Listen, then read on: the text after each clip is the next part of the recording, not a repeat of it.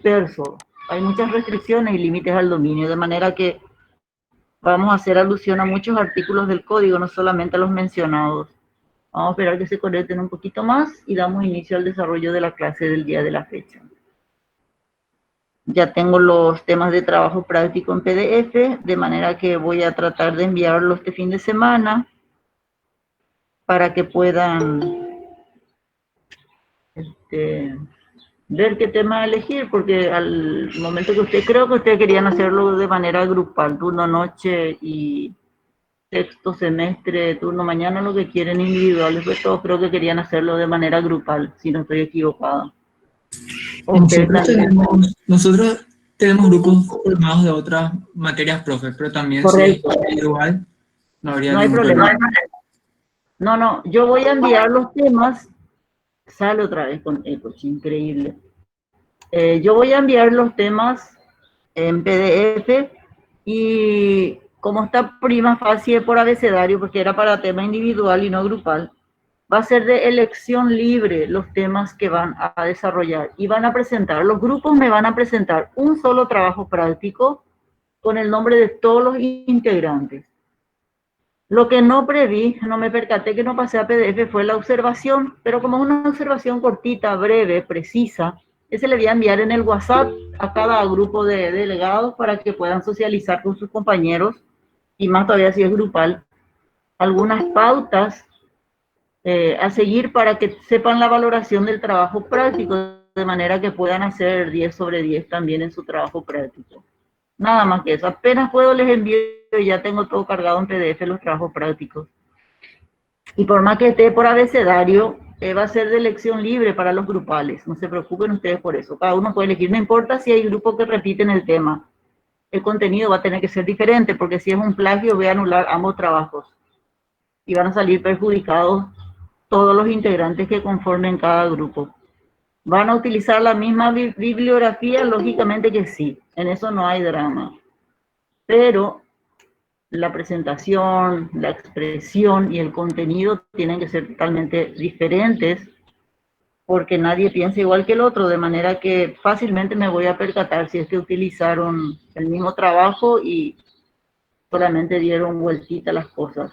Les voy a dar la opción de que elijan el tema, no les voy a imponer yo el tema, va a ser tema libre sobre toda la totalidad de los temas que van a aparecerles en pantalla ahora en su PDF. Van a ver lo que más les gusta y sobre eso van a desarrollar ustedes sus temas de trabajo práctico, los grupales, digo. Y si hay trabajo repetido, no importa, con tal de que me varíen en el desarrollo del contenido. Aparte de eso, no hay nada más que aclarar. Si hay algo que aclarar, voy a estar aclarando con los delegados, que son sus voceros y representantes. Y no obstante, cualquier duda, pero obviamente en la próxima clase vamos a estar puliendo un chiquitito más y les voy a dar una semana para la elaboración del trabajo práctico. Lastimosamente ya contra el reloj estamos y eso me obliga también a presionarles un poco a ustedes, pero como ya habrán entregado todos los otros trabajos prácticos, les quedaría solamente esto. Razón por la cual pido también las disculpas del caso. Tuve una serie de inconvenientes que no son adjudicables a ustedes, sino a título personal, pero que de cualquier forma afectó el desarrollo normal de las clases. Al tener 6 cátedras me es difícil concatenar todo y es la primera vez que me pasa, y aparte que estamos en la cuestión virtual, que los trabajos prácticos, que los exámenes, que el planeamiento, que el libro de cátedra, como se dice comúnmente, mucha arena para mi camioncito, pero vamos saliendo a flote. Bueno, yo creo que ya estamos en tiempo y en forma como para dar inicio al desarrollo de nuestra unidad. Vamos con nuestro programita en mano y con nuestro código. ¿Dónde le dejé a mi querido código? Acá. Mi elemento, mi Biblia. Bueno.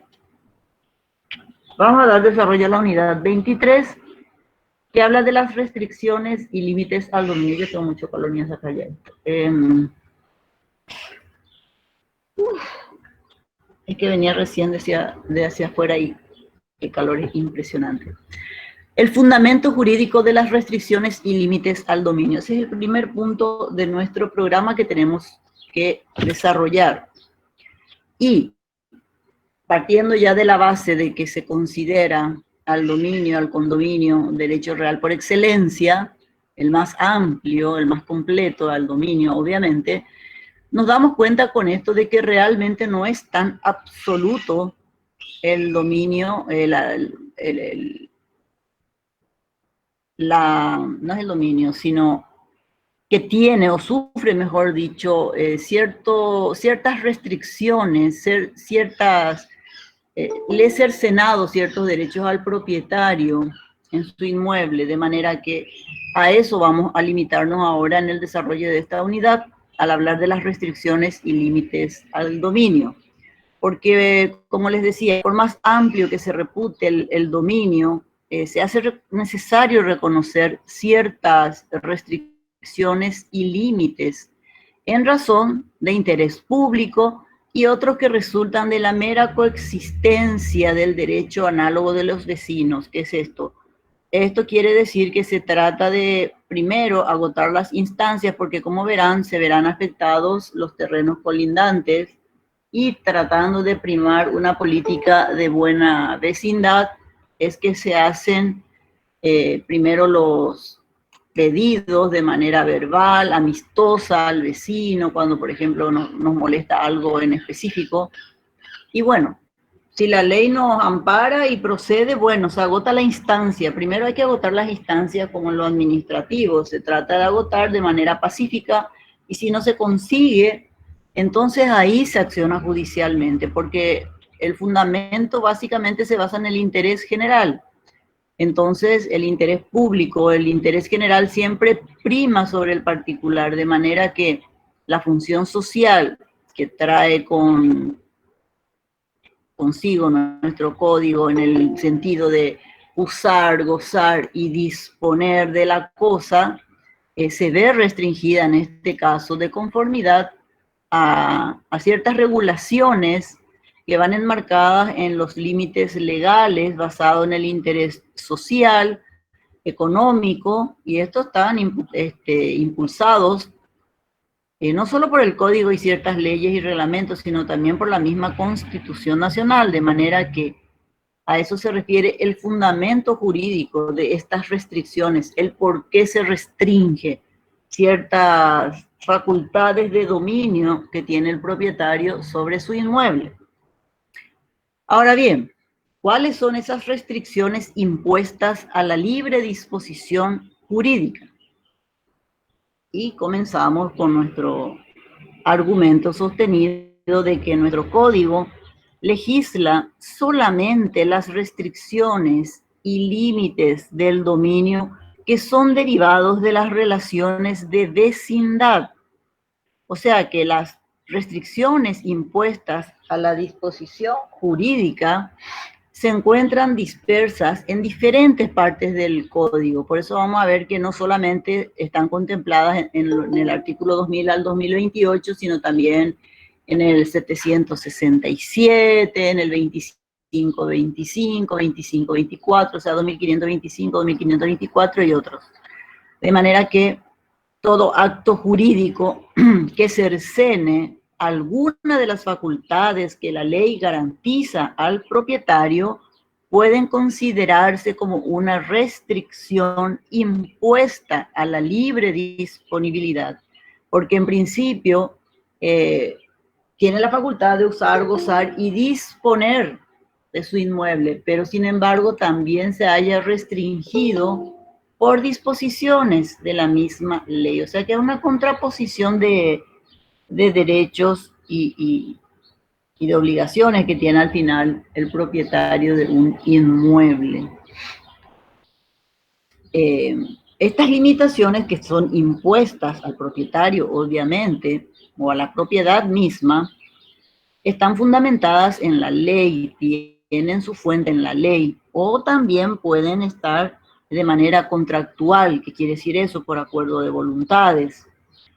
Y decimos que tienen su fuente en la ley las que menoscaban algunas de las facultades del propietario considerado como titular de los derechos de uso, goce y disposición Y en las que son contractuales, obviamente, las restricciones constituyen una especie de desmembración de la propiedad, cuyas facultades surgen o sufren, mejor dicho, disminuciones. Pero no hablamos de desmembración en el sentido literal de la palabra, no es que se va a desarticular la propiedad, no se va a desmembrar, sino que las limitaciones que se le imponen al titular son consideradas como una especie de desmembración que va a sufrir el inmueble, y vamos a explicar por qué. Y nos vamos a remitir al código, porque las restricciones jurídicas contempladas en el Código Civil se refieren específicamente, por ejemplo, a la cláusula de no enajenar.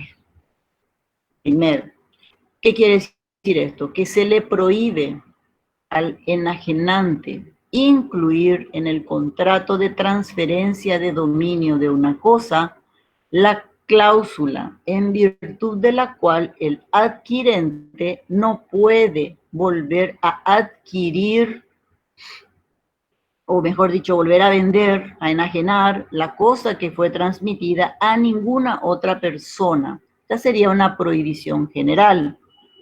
Pero el artículo 767 del Código contempla la posibilidad de una cláusula de no enajenar a persona determinada. ¿Y qué quiere decir esto?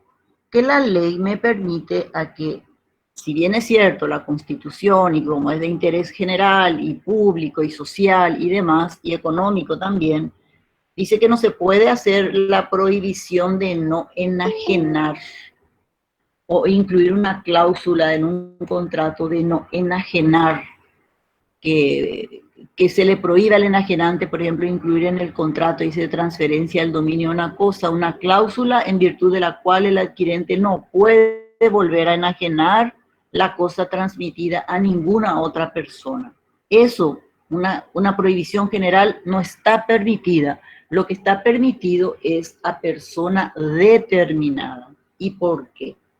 Y porque puede ser que haya habido una situación de enemistad manifiesta o que haya sido un competidor desleal, en el caso de una industria o una fábrica. Entonces, lo que está permitido de acuerdo al artículo 767, y se puede hacer una cláusula en el contrato donde dice: está permitida la cláusula de no enajenar la cosa vendida a persona determinada, pero la prohibición no podrá tener carácter general. Solamente lo que la ley permite es restringir la enajenación a persona determinada. Por ejemplo, yo sufrí vejámenes, humillaciones, atropellos a la propiedad, y entonces yo digo, yo voy a vender mi inmueble, perfecto, excepto a Juan Pérez. Y Juan Pérez bajo ninguna circunstancia va a poder entonces adquirir el inmueble. ¿Por qué? Porque va a haber los antecedentes y eso va a impedir que él pueda acceder al inmueble por los motivos expuestos anteriormente. También habla de las restricciones jurídicas contempladas en el Código cuando se refiere a los coherederos que pueden convenir que la indivisión de los bienes hereditarios continúe total o parcialmente en un plazo que no exceda de 10 años. Esto está contemplado en el artículo 2526 del Código Civil. Esto va más para la parte sucesoria, que no es que nos competa demasiado, pero es una de las restricciones también.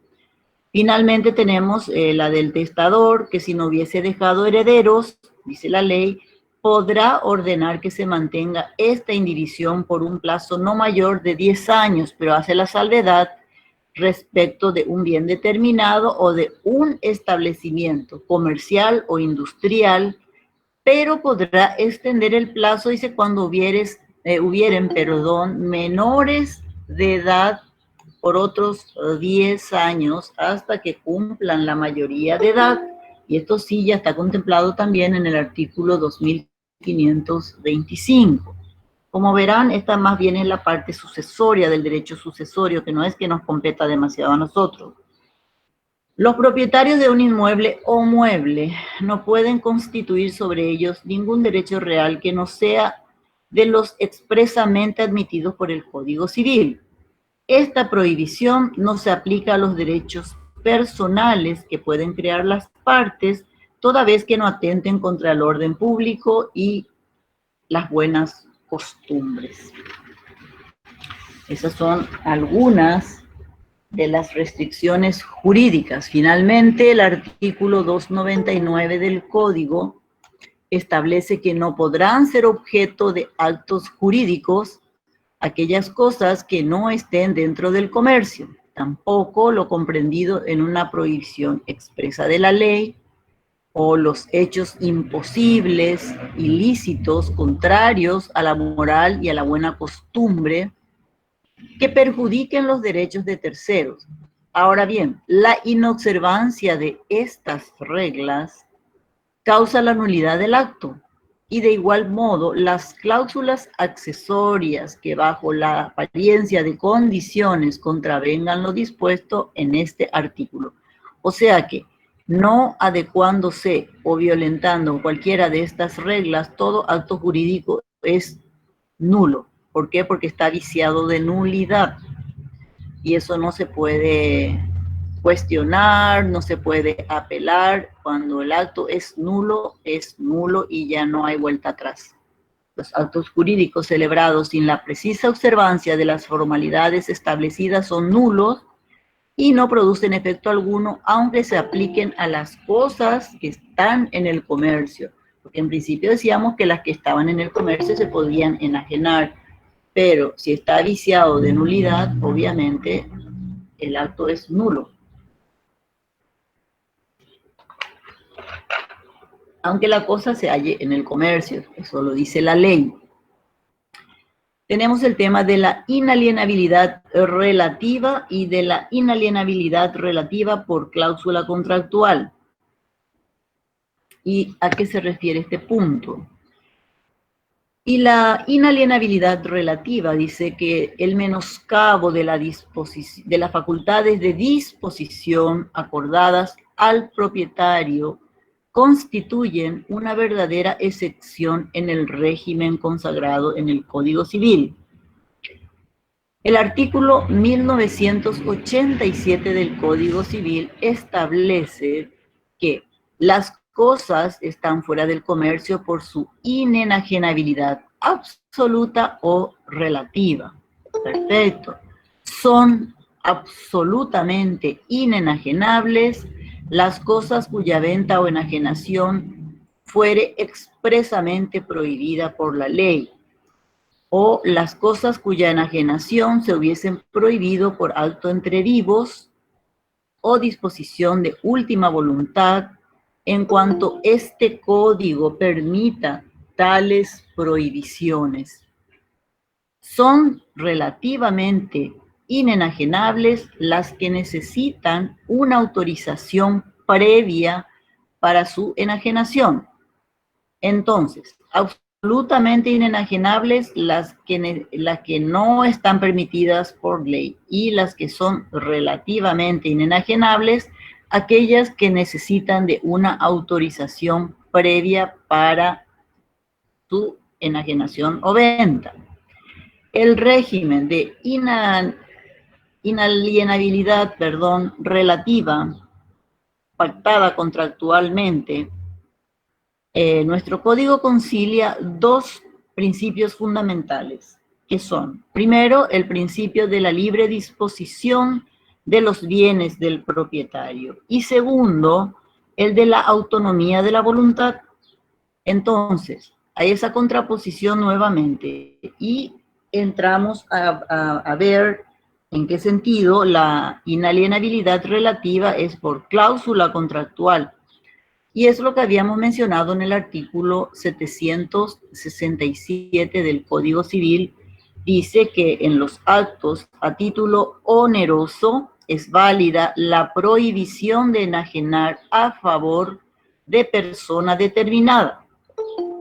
Esta disposición tiene su fundamento en razón de que se quiere evitar la inmovilización de la cosa, la de su negociabilidad en forma tan absoluta que perjudicaría los intereses de la economía general, pero no se prohíbe la cláusula de no enajenar a persona determinada, porque tal estipulación solo restringe la inenajenabilidad a una persona determinada, que podría ser, por ejemplo, un competidor o un enemigo temible del vendedor, por lo cual éste tiene un interés legítimo en que la cosa que venda no se la entreguen a esta persona. O sea que la ley le autoriza al propietario que en la cláusula del contrato se deje expresa constancia de que fulano de tal, de que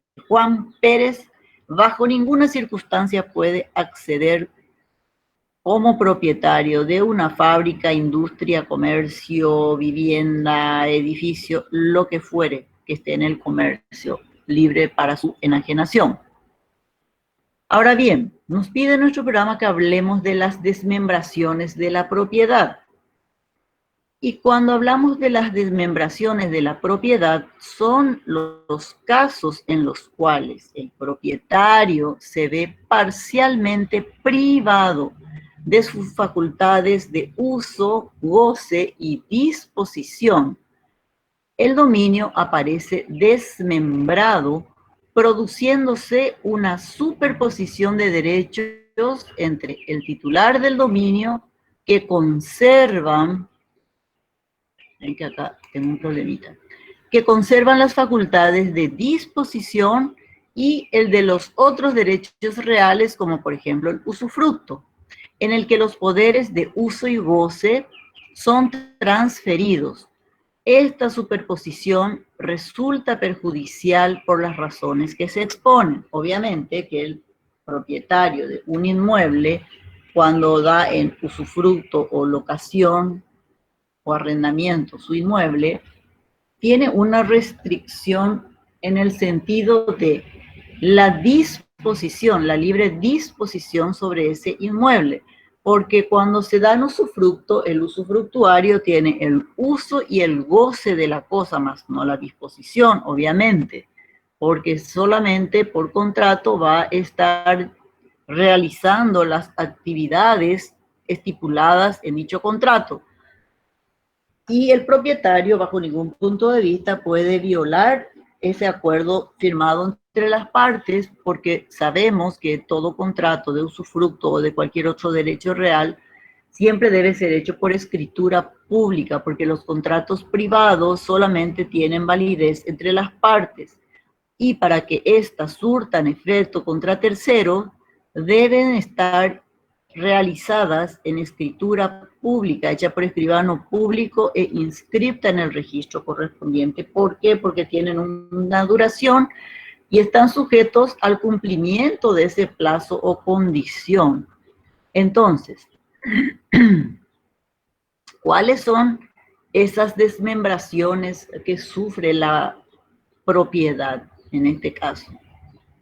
Obligación, por ejemplo, de dejar un camino público al margen de los ríos o de los lagos. Esto está contemplado en el artículo 2011 del Código Civil, que establece las riberas de los ríos o lagos navegables. No estamos hablando de los no navegables, de los navegables, aunque pertenezcan, dice, a propiedades privadas, estarán sujetas a una restricción de dominio de interés público de la navegación en una extensión de 10 metros, conforme a las disposiciones de las leyes especiales. ¿Qué quiere decir eso?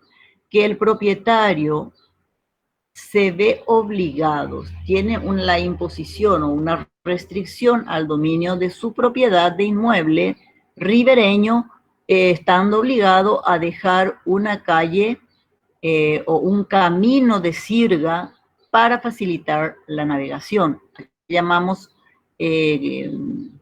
camino de sirga. que antiguamente, obviamente, no estaban los puertos donde se podían anclar las embarcaciones y se tenía que estar estirando con piolas, obviamente gruesas, con cadenas, eran estirados hasta la costa, hasta que la embarcación pudiese tocar tierra, por decir de una manera. A eso se le denomina camino de sirga, y hasta hoy día quedó el término de camino de sirga en el sentido de que se debe dejar libre 10 metros para la libre navegación de las embarcaciones en los lagos y ríos navegables. También tenemos otras restricciones impuestas a la libre disponibilidad material en el interés recíproco de los vecinos. Y estas restricciones están inspiradas en el propósito, dice, de preservar la armonía entre los vecinos y de asegurar la satisfacción de elementales necesidades como agua, luz, el aire mismo, o beneficiar a la agricultura o a la industria, tutelar la higiene de los edificios, etc. Y a partir de acá entramos entonces a contemplar los mencionados artículos a partir del 2000 hasta el 2028. Obviamente que no vamos a dar lectura a todos los artículos mencionados, pero vamos a hacer alusión a algunos de ellos por la trascendencia y por la importancia que ello implica. Por ejemplo, el artículo 2000 dice de que el propietario, siempre basándonos en lo que nos pide el programa, obviamente, el propietario está obligado, dice, en el ejercicio de su derecho, especialmente en los trabajos de explotación industrial, a abstenerse de todo exceso en detrimento de la propiedad de los vecinos. ¿Qué quiere decir? Que quedan prohibidos, en particular, las emisiones de humo o de hollín, las emanaciones nocivas y molestas, los ruidos, las trepidaciones de efecto perjudicial y que excedan los límites de la tolerancia que se deben los vecinos en consideración al uso local, a la situación y a la naturaleza de los inmuebles. El propietario, inquilino o usufructuario de un predio tiene el derecho a impedir el mal uso de la propiedad vecina que pueda perjudicar la seguridad, el sosiego y la salud de los que lo habitan. Según las circunstancias del caso, el juez puede disponer la cesación de tales molestias y la indemnización de los daños, aunque mediare una autorización administrativa. Porque muchas veces la municipalidad aprueba los planos, por ejemplo, o la Secretaría del Medio Ambiente aprueba para la instalación de algún tipo de fábrica o lo que fuere, que supuestamente no va a tener una polución, una contaminación ambiental. Sin embargo, conforme se van sucediendo los días y acontecimientos, se constata de que ese daño sí existe. Entonces dice de que ahí mediaría la intervención del juez, que puede disponer la cesación de tales molestias y también la indemnización de los daños, aunque haya, dice, una autorización administrativa de por medio. Otra de las limitaciones también están, por ejemplo, contempladas en el artículo 2001, donde dice que el propietario de una heredad no puede tener en ella árboles, sino a distancia de 3 metros de la línea divisoria con el vecino, sea la propiedad de este predio rústico o urbano, y esté o no cerrado, aunque sean ambas heredades de bosques. No podrán tenerse arbustos, sino a distancia de 1 metro. Esto es casi letra muerta, porque en la teoría es muy bonito, pero en la práctica sabemos que eso no acontece, porque generalmente uno se ve a veces en la situación de tener que estar pidiéndole al vecino porque plantó una planta de mango o de aguacate, un árbol frondoso que produce frutos y que cuando está en época de producción de los mismos empiezan a caerse, que las hojas, que las frutas, cuando tenemos los vientos muy ventosos, muy fuertes, estas ramas, con los frutos incluidos, empiezan a ocasionar daños. Por ejemplo, trancan toda la cañería del desagüe de la cañería del agua, arriba en el techo, rompen tejas. A veces, si es muy fuerte el viento, se rompe una rama, se cae y me produce ya una filtración más grande todavía porque me agujereó ya el techo. En fin, en estos casos la ley me asiste y me amparan, por más que el vecino, yo primeramente obviamente le voy a decir, por favor, mira, te pido que cortes las ramas que están viniendo hacia mi propiedad porque me están ocasionando un daño material. Sí, sí, sí, no hay problema. Hay veces que son muy solidarios, muy comprensibles y lo hacen y aquí no pasó nada. Hay otros vecinos que son un poco más belicosos, por utilizar un término, y bueno, y si te molesta, corta vos. Yo no voy a cortar. A mí no me molesta, si a vos te molesta, allá vos. Y le vuelve a pedir, por favor, me produce daño y todo lo demás. Y viste, considerando que se hace el exquisito o toma una actitud así un poco reacia, entonces uno puede acudir y se toman las medidas pertinentes y también te va a tener que indemnizar por los daños que te hubiese ocasionado o en su defecto, si querés hacer cortar vos todo lo que te molesta y le tiras todo en su patio a la basura, obviamente no te puedes reclamar que haga eso porque no es de tu propiedad, sino era su árbol que estaba invadiendo la tuya y que se haga cargo de la basura, porque tampoco le vas a estar cortando, pagando al que cortó y encima sacándole la basura, no, ya es mucho lujo. Pero está permitido hacer eso.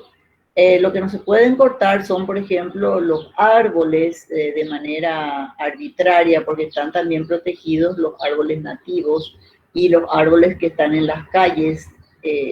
Hay que pedir permiso, una autorización a la municipalidad, o caso contrario, tiene que venir la gente, si por ejemplo va por el tendido eléctrico, tiene que ser gente especializada, vienen gente de la ANDE con unas motosierras y demás, van a ir cortando las ramas que afectan al cablerío, más no todo el árbol.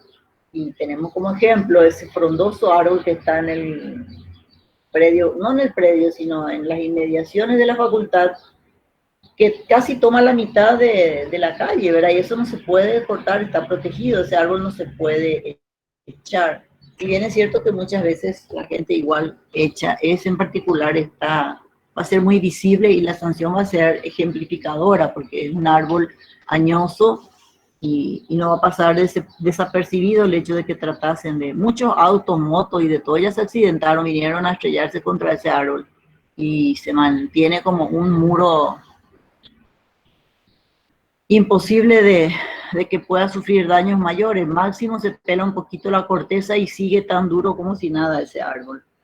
Otra de las limitaciones, por ejemplo, sería la del paso obligatorio.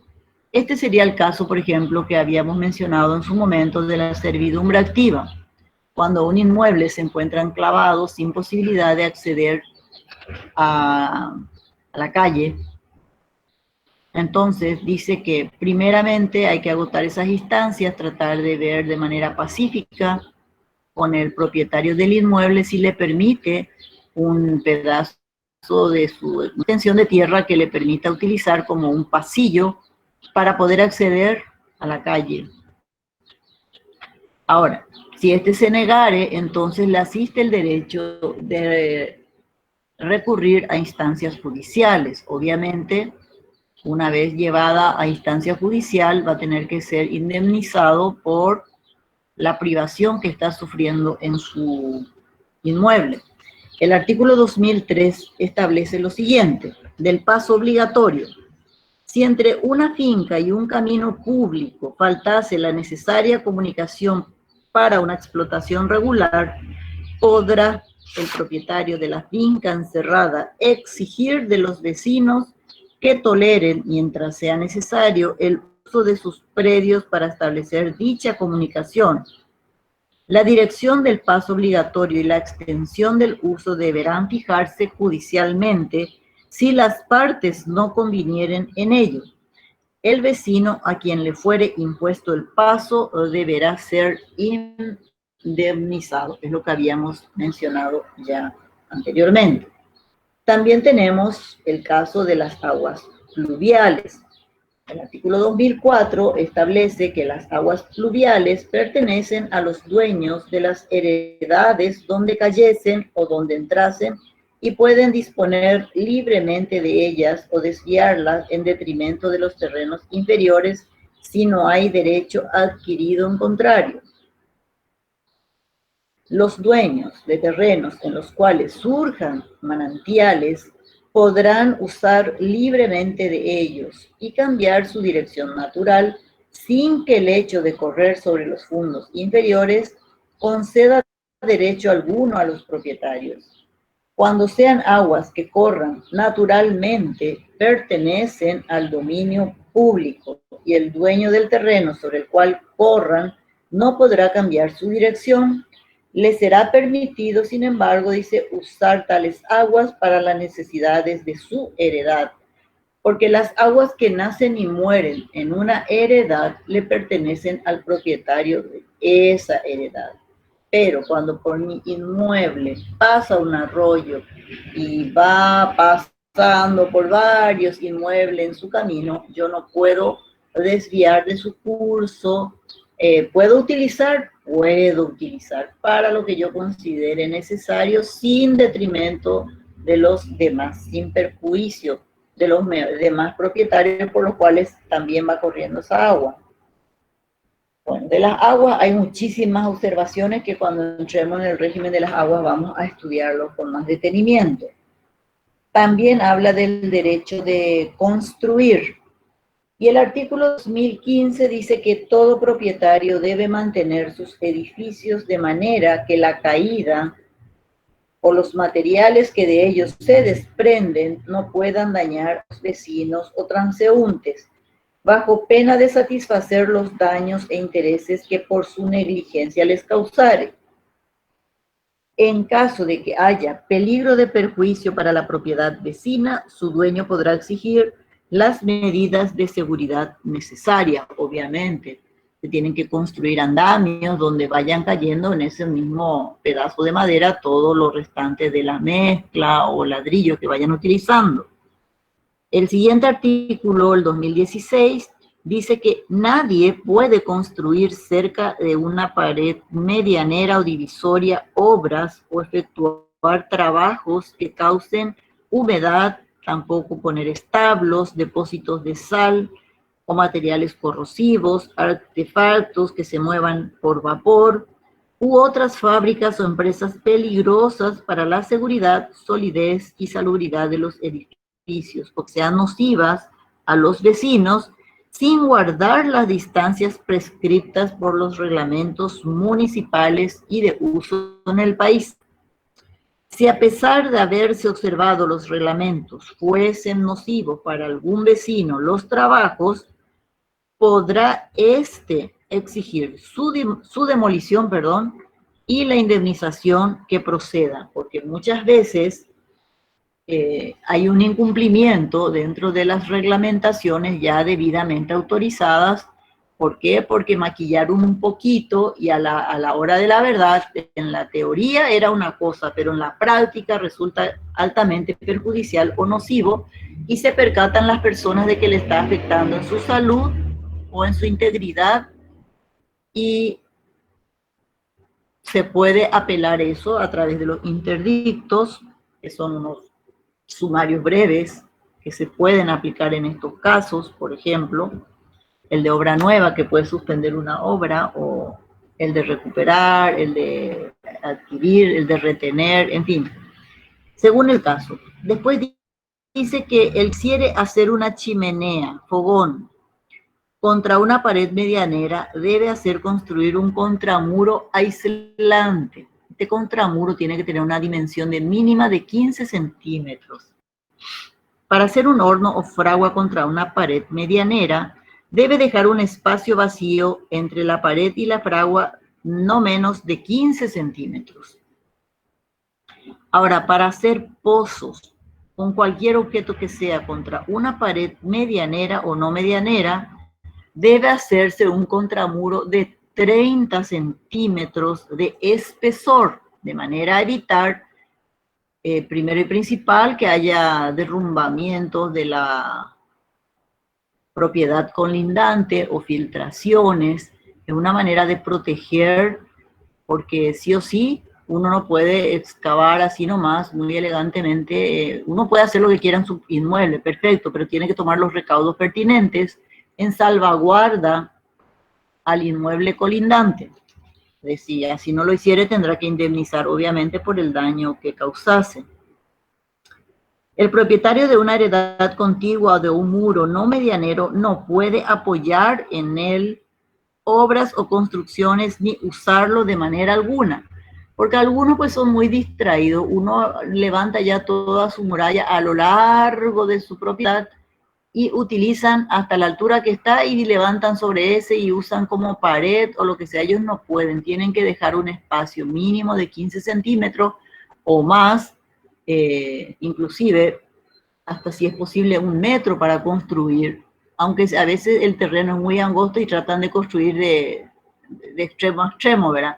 Pero para eso tendrían que tener el consentimiento del. Si yo hago la muralla, yo soy el dueño de la muralla. Nadie puede construir ni poner una verja sobre mi muralla si yo no autorizo. Y si lo hicieran, yo tengo todo el derecho a proceder a demoler todo lo que hayan hecho porque no corresponde. A eso se refiere. Si para cualquier obra fuera indispensable poner andamios u otro servicio provisional en el inmueble del vecino o pasar obreros o materiales, el dueño de este no tendrá derecho a impedirlo, siendo a cargo del que construyere la obra la indemnización del daño que causare. Pasa que muchas veces cuando se está construyendo una obra y los operarios tienen que, ya se levantó todo, ya quedó todo en ladrillo visto, pero tienen que revocar.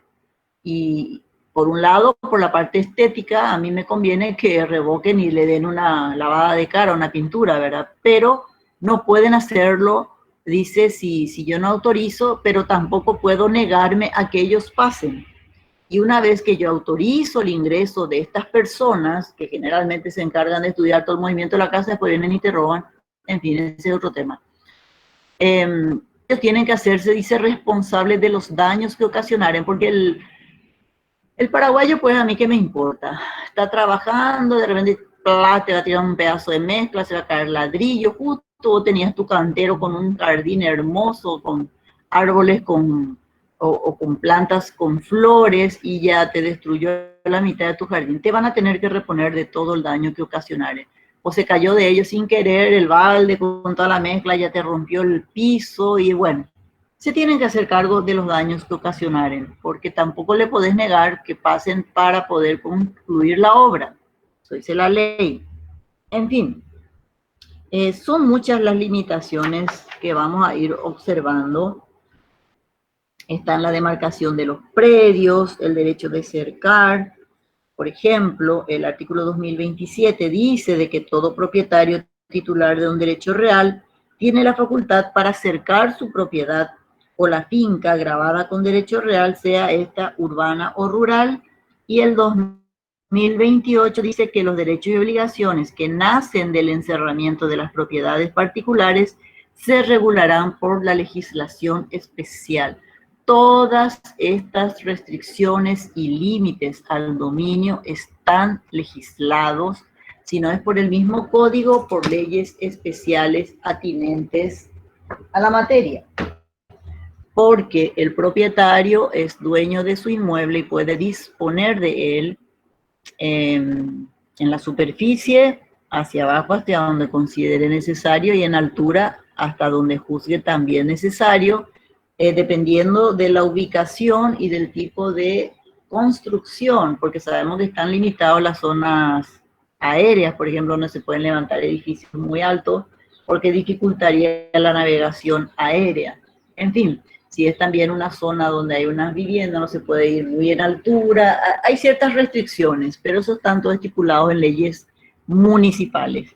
De manera que las restricciones y límites al dominio están ampliamente contemplados en varios artículos del Código, pero principalmente las que hacen atinentes a las restricciones propiamente, porque algunas que mencionamos hacen alusión más bien al derecho sucesorio, que no es muy de nuestra competencia.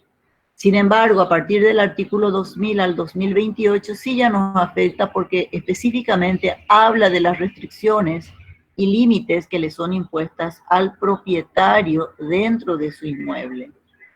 Y con eso termina entonces el desarrollo de la unidad 23. Ahora vamos a pasar a desarrollar la unidad 24, que es el condominio. Primero y principal, dijimos que esta unidad también está codificada y que va desde el artículo 2083 al 2099 del Código Civil.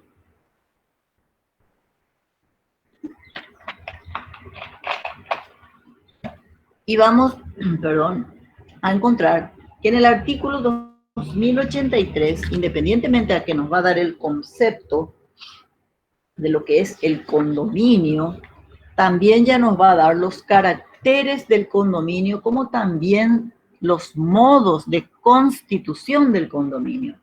¿Por qué? Porque el condominio se caracteriza por la unidad de objeto y pluralidad de sujetos, y se puede constituir por contrato, por acto de última voluntad y por disposición de la ley. Entonces, hablando del concepto propiamente, vamos a limitarnos al artículo 2083 del Código Civil, dentro de las disposiciones generales, donde dice que habrá condominio cuando dos o más personas comparten el dominio de una misma cosa, mueble o inmueble, por contrato, por actos de última voluntad o por disposición de la ley, sin que ninguna de ellas pueda excluir a la otra en el ejercicio del derecho proporcional inherente a su cuota parte ideal en la cosa, ni de otro modo que el estatuido en el presente código. También hace la salvedad que no es condominio la comunidad de bienes que no sean cosas. ¿Por qué? Porque deben ser cosas susceptibles de tener un valor pecuniario, y los bienes muchas veces no tienen un valor pecuniario. Por ejemplo, los derechos intelectuales no se pueden transmitir, tampoco los créditos son algo personal, no pueden entrar dentro de un condominio, no son la figura que caracteriza al condominio. En fin, dicho esto, tenemos que los caracteres generales del dominio entonces son la unidad de objeto, la pluralidad de objetos, y también tenemos la titularidad de las cuotas o partes indivisas. Tenemos que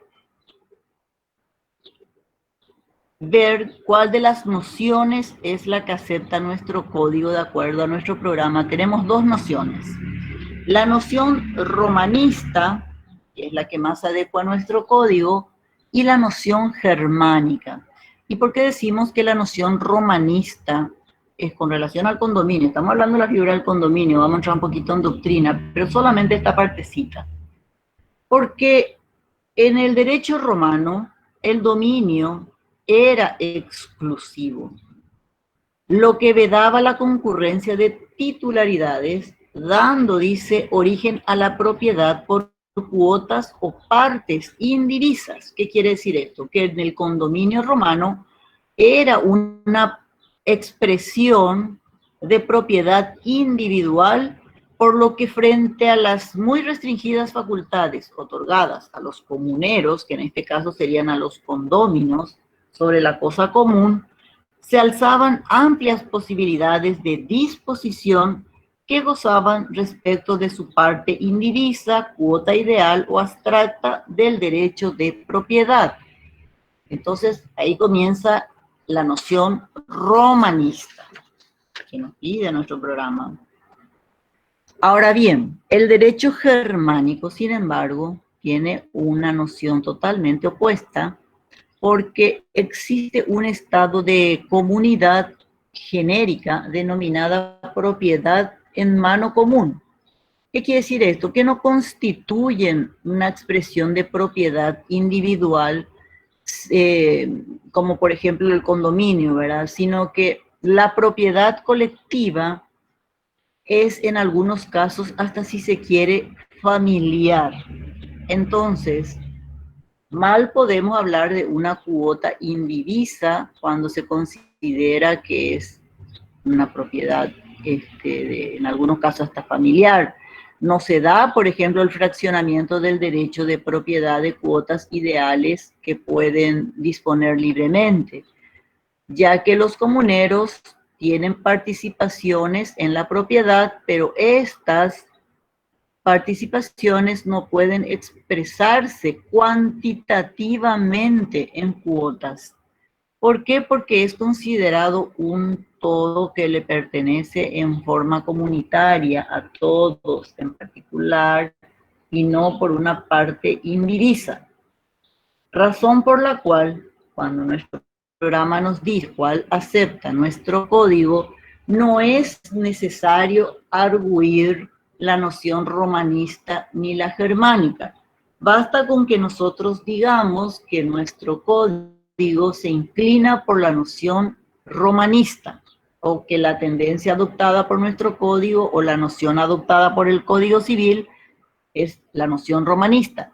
Con eso, aparte de que la respuesta va a estar correcta, va a estar completa. Menos es más. De manera que no hace falta explayarse, porque hay veces, ustedes saben que en derecho una palabra mal utilizada cambia el significado de lo que queremos decir y por ende a veces en nuestro creer, en nuestro entendimiento estamos diciendo lo que es y resulta que utilizamos una palabra que cambió totalmente el significado de la cosa. Para no complicarnos, entonces, lo más fácil, lo más práctico es decir que cuál acepta nuestro código acepta la noción romanista.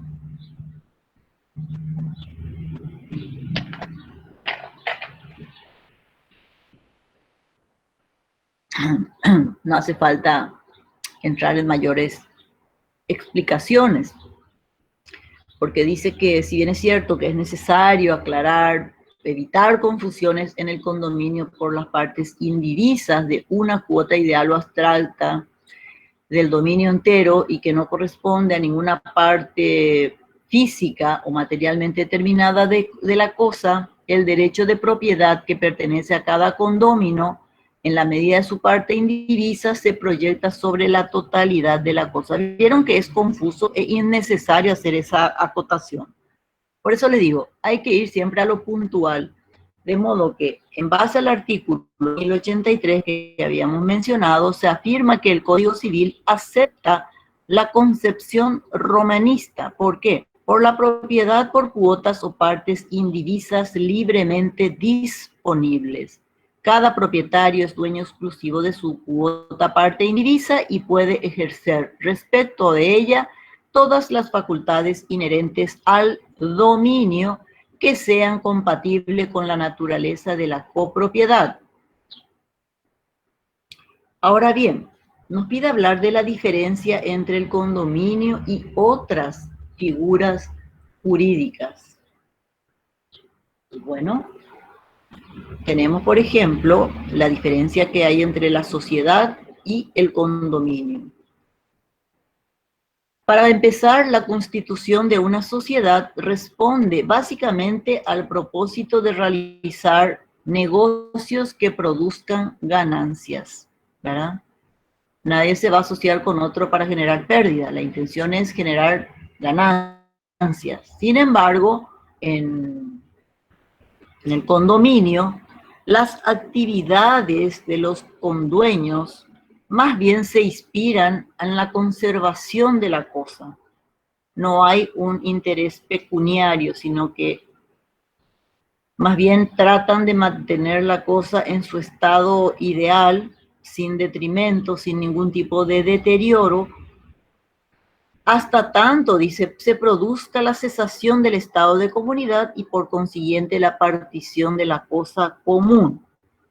Esa es una de las diferencias que encontramos entonces. Que la sociedad lo hacen con fines de lucro, el condominio con el objeto de conservar la cosa. Eso en cuanto a su constitución. En cuanto a su origen, la sociedad, se constituye por contrato, ciertamente, por el acuerdo de voluntades. Sin embargo, la copropiedad, en este caso el condominio, se puede constituir no solo por contrato, sino también por actos de última voluntad y por disposición de la ley, de manera que ya difieren en cuanto a su forma de constitución.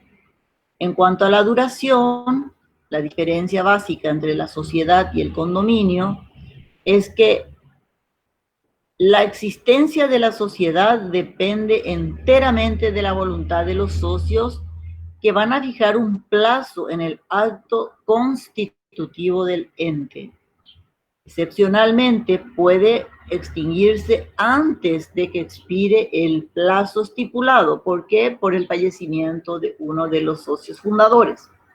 Sin embargo, en la copropiedad, la esencia de los derechos reconocidos a los condueños es el de pedir en cualquier momento la cesación del estado de indivisión por los medios que la ley establece. Ellos no están sujetos a un plazo o condición, sino que en cualquier momento cualquiera de los condóminos puede solicitar la indivisión o la cesación del estado de indivisión de la cosa.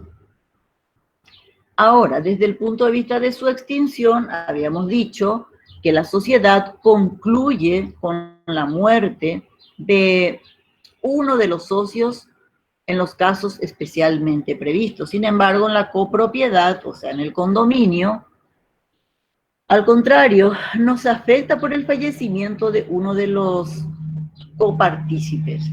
¿Por qué? Porque este puede tener herederos que siguen en orden por la herencia, por la parte indivisa que le corresponde al propietario sobre su parte indivisa, va a tener sus herederos y la cosa continúa como si nada, ¿verdad? Obviamente se tiene que abrir un derecho sucesorio y se ve quiénes son los que van a tener.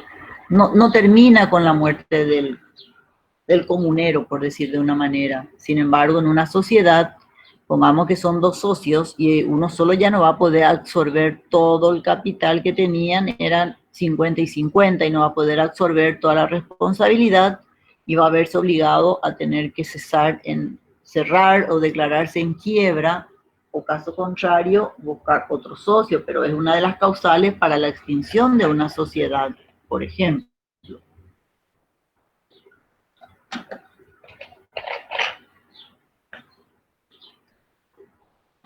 También tenemos que en el condominio, cualquiera de los condóminos puede hacer abandono de su cuota parte en cuanto no quiera contribuir a los gastos de conservación de la cosa común.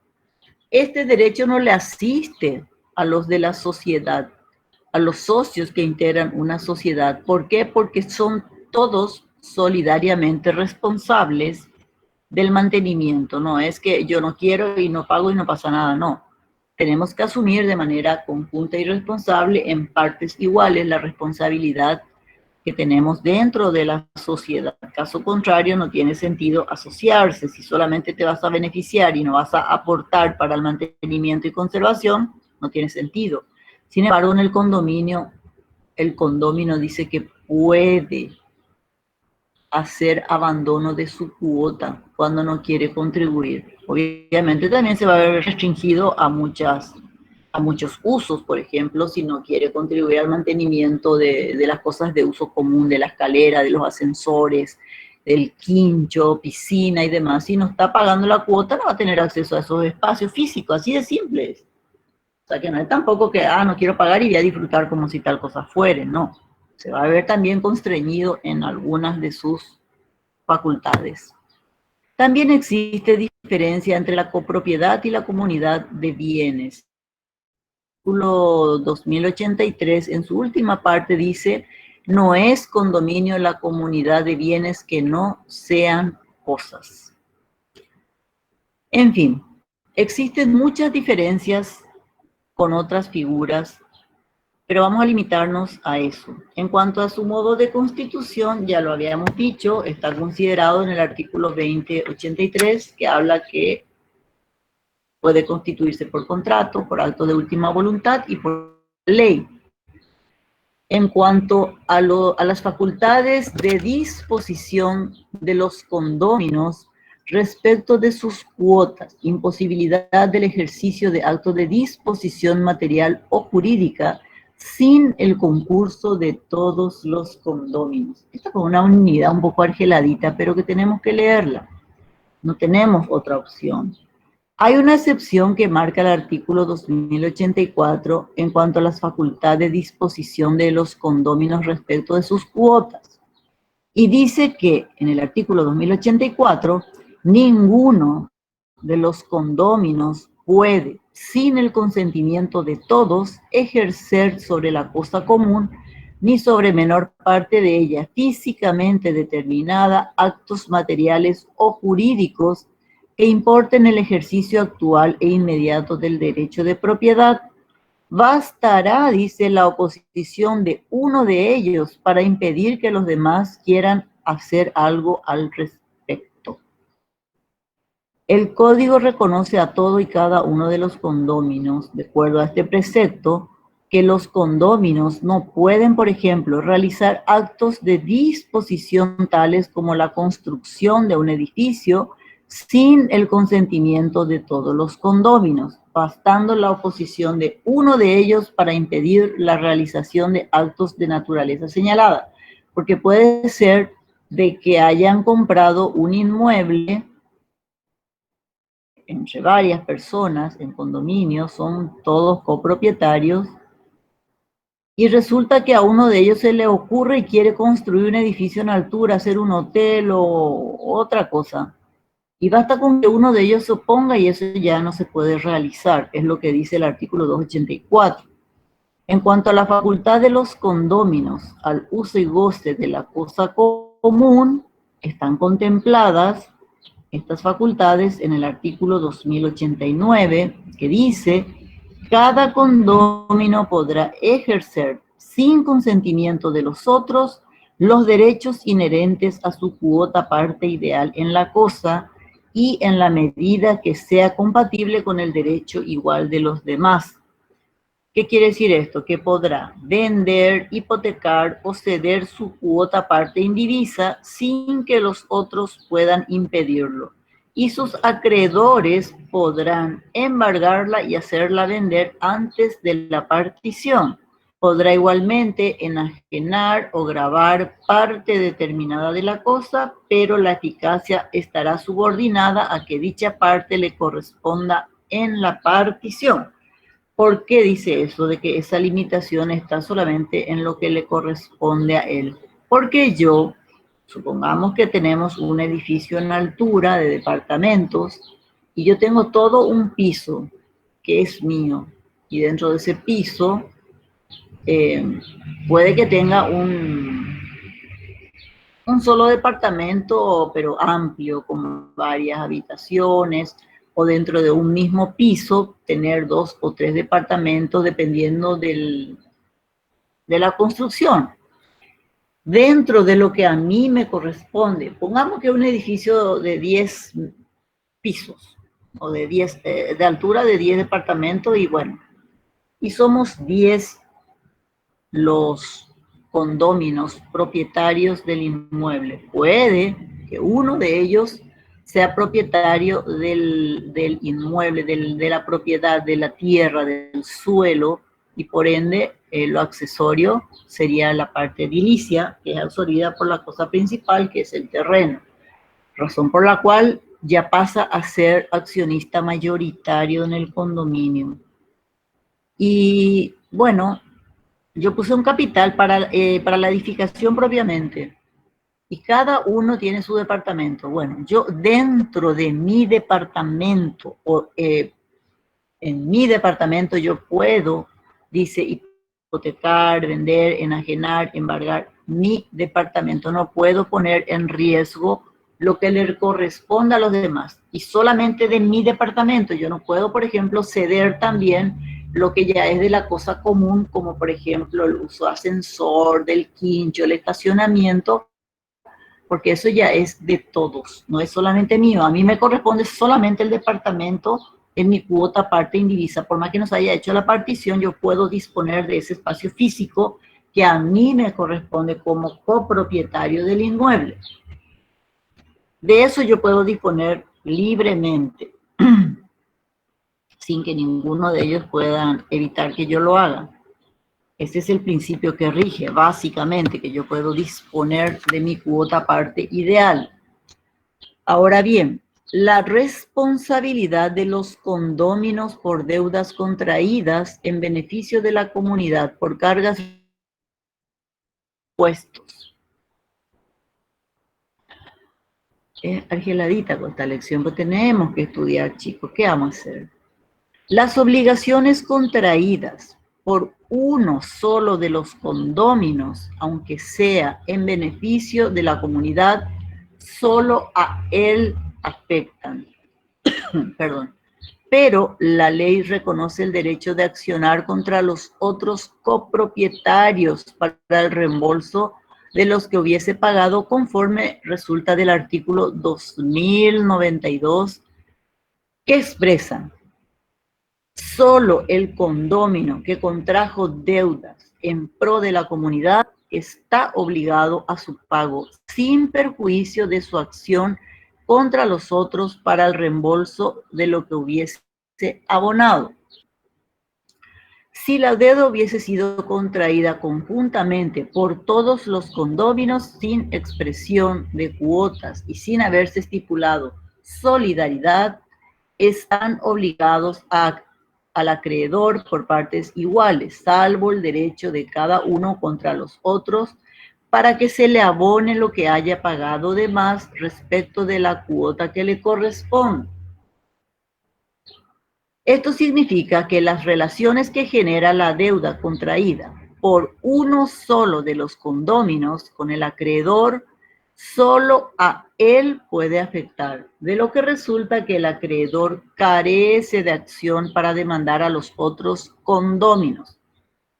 Esta solución es inobjetable porque en ausencia de autorización de los demás condóminos, la obligación contraída por uno solo de ellos no puede afectar más que al que la contrajo, sin perjuicio de que éste pudiese reclamar el reembolso de lo pagado si la deuda contraída fue en pro o a favor de la comunidad que ha reportado un beneficio al grupo del condominio.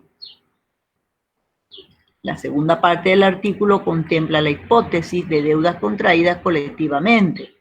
La primera situación contemplada es que, habiendo cláusula que establece la solidaridad, cualquiera de los condóminos puede ser demandado por el total de la deuda. Y el condómino que fuese elegido por el acreedor y pagase la deuda tendrá la correspondiente acción de regreso contra los otros copropietarios. Y que en caso de no haberse estipulado la solidaridad, pero sí las cuotas determinadas a cargo de cada condómino, la responsabilidad quedará limitada, dice, a la proporción que hubiesen acordado y el acreedor. Por consiguiente, no podrá exigirle más que el monto previamente establecido. También tenemos el caso de la insolvencia del condominio. El artículo 2094 establece una hipótesis. Dice que el artículo se aplicará cuando uno de los condóminos adeude a otro un crédito originado por la indivisión y quedará afectada la parte del deudor al cumplimiento de la obligación si éste resultare insolvente, y la deuda se dividirá entre los demás en proporción a sus cuotas. Este caso previsto es el que contempla la insolvencia de un condómino, es decir, que carezca de otros bienes cuya realización puedan los otros copropietarios conseguir dinero necesario para satisfacer sus respectivos créditos. O sea que ya se declara luego insolvente de una, ¿verdad? Entonces los otros copropietarios no pueden hacer nada para recuperar su dinero porque no tiene absolutamente ni un bien respaldatorio que acredite cobrar lo que ellos tuvieron que pagar por él. La acción reivindicatoria en el condominio se da en dos casos, contra un condómino y contra un tercero. Algunos autores sostienen que el condómino solo puede reivindicar su parte indivisa, mientras otros afirman que pueden abarcar la cosa en su totalidad. El código resuelve la cuestión relativa al alcance de la reivindicación en el condominio, de acuerdo a lo dispuesto en el artículo 2091, que establece que cualquier comunero tiene derecho a reivindicar su cuota parte contra los otros condóminos y hacer valer respecto de terceros los derechos resultantes. La entrega será por consignación o secuestro por cuenta de todos los copartícipes con arreglo a los principios relativos a las obligaciones indivisibles. Así se entiende que un condómino litiga contra otro condómino. El alcance de la reivindicación se limita a la cuota parte, pero cuando la acción es dirigida contra tercero, la acción comprende la totalidad de la cosa. Entonces, contra un condómino se limita en su cuota parte ideal, contra la cuota parte del interesado, cuando uno va a reivindicar el condominio. Pero si va a ir contra un tercero, dice, abarca la totalidad de la cosa o cosas reivindicadas. Va contra el todo, no va contra la parte determinada, se va contra todo. ¿Cuándo cesa el condominio? ¿Cuáles son las reglas aplicables? La característica del condominio consiste en el derecho que pertenece a una pluralidad de sujetos y cada uno de los cuales ejerce la facultad inherente al dominio con las limitaciones impuestas por el derecho igual de los demás. ¿Qué quiere decir esto? Que el modo normal de cesación del condominio es la división de la cosa. Y esto lo establece el artículo 2088, que dice: cada copropietario tiene derecho a pedir en cualquier tiempo la división de la cosa común cuando no se encuentre sometida a una indivisión forzosa. Las reglas aplicables son las del derecho sucesorio, y eso está contemplado en el artículo 2096, que básicamente dice las reglas relativas a la división en las sucesiones, a manera de hacerla, y a los efectos que produce se aplican a la división de cosas particulares y producen los efectos de la partición, la licitación y todos los actos a título oneroso por los cuales uno de los condóminos adquiere el dominio exclusivo de la cosa. También concuerda o en consecuencia el artículo 2533 del Código Civil habla que la partición debe hacerse por vía judicial en los siguientes casos. Por ejemplo, si hay herederos incapaces o menores emancipados, que son los interesados o directamente afectados, cuando los herederos tuviesen la posesión definitiva de sus bienes, cuando hubiese herederos o legatarios ausentes, o siempre que terceros fundados en un interés legítimo se opusieren a la partición privada. El artículo 2530 dice que la partición entre los coherederos mayores de edad podrá efectuarse en la forma que convinieren por unanimidad, debiendo observarse lo dispuesto en este código sobre la forma de los contratos. Por eso les decía de que están distribuidas en varios artículos también y que de repente nos vamos hacia el derecho sucesorio o hacia lo estipulado en la parte de los contratos, que no son muy o sea, se relacionan obviamente con los derechos reales, pero no son de nuestra competencia.